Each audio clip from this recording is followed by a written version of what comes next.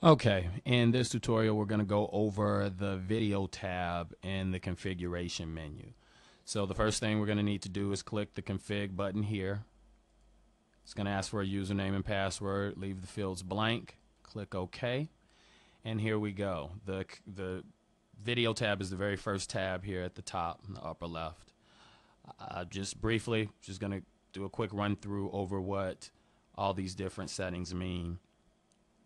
The first one here, resolution, this should always be set to 640 by 480. If you change this to another value, you could run into problems. Your video may not display properly, so keep this at 640 by 480.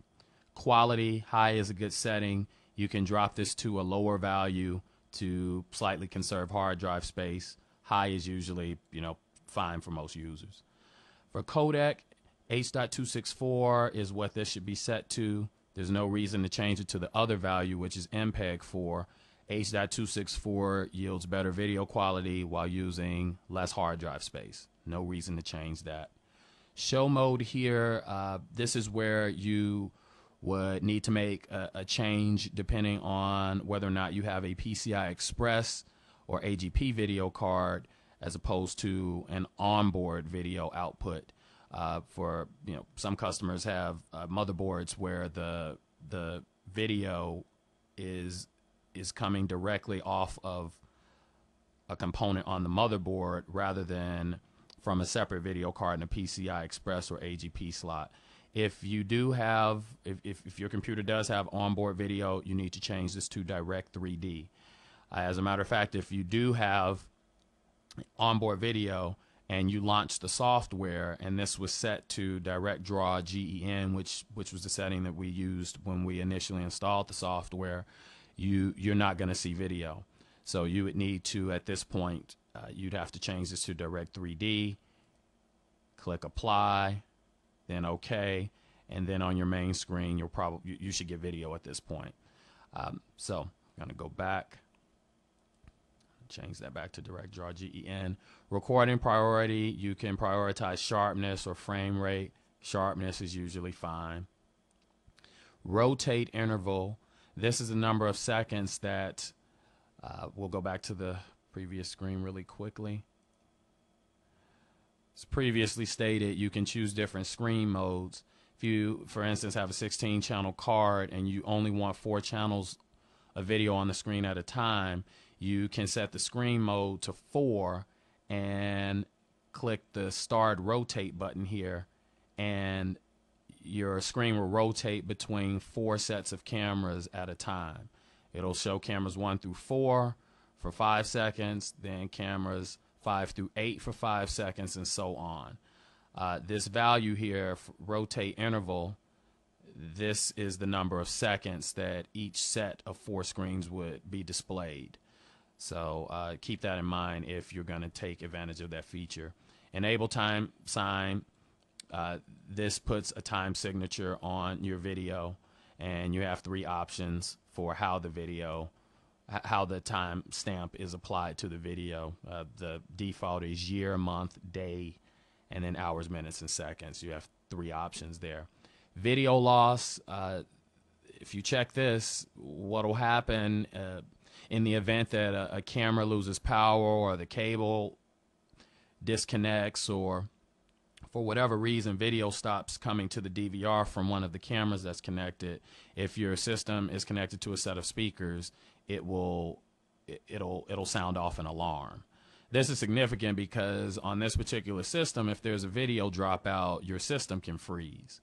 So you do want to consistently have video coming from any camera that's connected. So this is a good feature to keep checked. That way, if one of the cameras drops video, you get an alarm, sounds off, and you can address the problem so that you don't run the risk of your system freezing, which would stop the system from recording. Here in this section, you can customize the names for each one of the cameras. For instance, we may have a camera in the basement, one in the garage, one on the roof, and one in the office. And if you click apply and then OK and you go back to the main screen, you'll see that each camera now has a name applied to it. This makes it easier to identify the footage that you're viewing on your main screen at a glance, rather than trying to look at context clues in the video to determine where that camera is located. You can alter the frames per second for each camera if you want to, or for each recording, if you want to conserve hard drive space. My card is a 4-channel 120 frame per second card, so it's 30 frames per second per channel. If I want to conserve hard drive space, I could drop this for, maybe the first camera to 7.5 frames per second. It's going to use a quarter of the hard drive space that it would use when this value is set to 30. The video is going to be choppier than it would be at 30 frames per second, though. You can adjust this individually for each camera. Maximum file size, I'd recommend just keeping these values at their default. The DVR system records video in chunks, and this allows you to set the maximum size of that chunk of footage on the hard drive. System works fine at this setting. Lastly, view allows you to decide whether or not you want the live footage from a camera that's being recorded to be displayed on the main screen. There are some cases where you may not want an individual to know that there's a camera recording footage of them.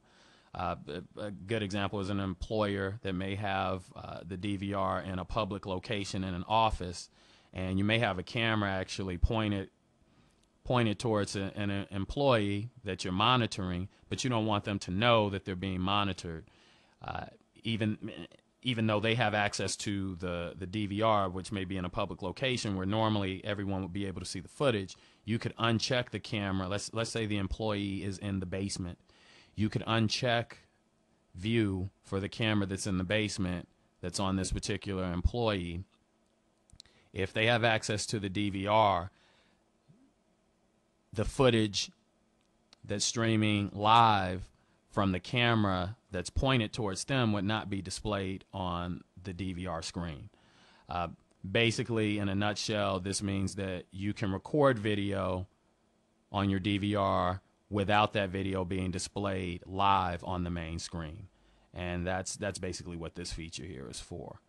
And that's it. That concludes the tutorial on the video tab in the configuration menu.